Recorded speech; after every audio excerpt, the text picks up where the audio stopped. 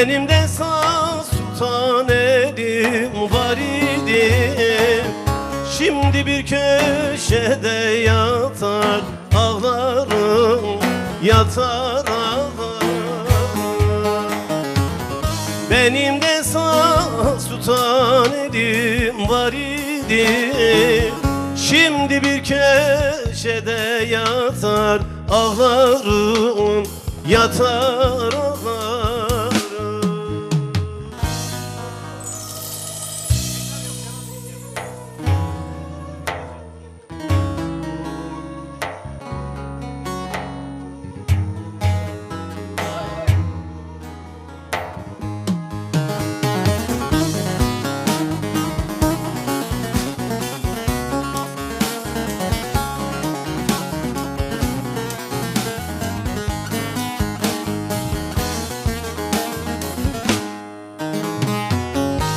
Benim ile lokmayı biçenler, gölgemin altına kolu geçenler, sizi zalim dar günümden kaçanlar. Ben kendi kendime çatar ağlarım, çatar ağlarım. Sizi zalim dar günümden kaçanlar, ben kendi kendime çatar ağlarım, çatar ağlarım.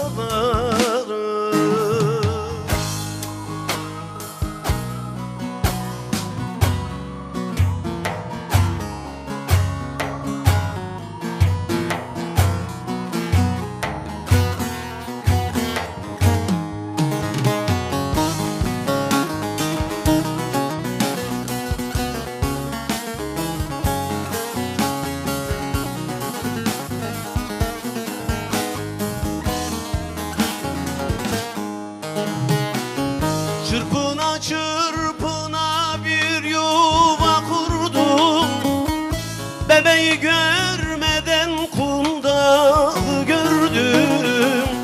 Deryada boğuldum, karaya vurdum. Çileden çileye batar ağlarım, batar ağlarım. Deryada boğuldum, karaya vurdum. Çileden çileye batar ağlarım, batar ağlarım.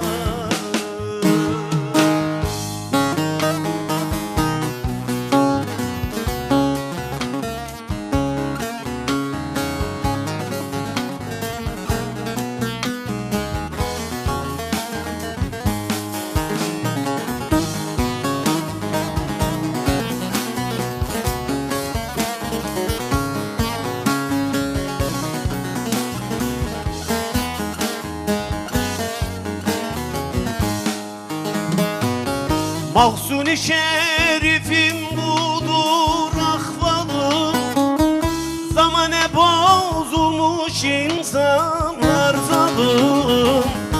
Kıyamete gider benim bu halim, sabredip matem tutar ağlarım, tutar ağlarım.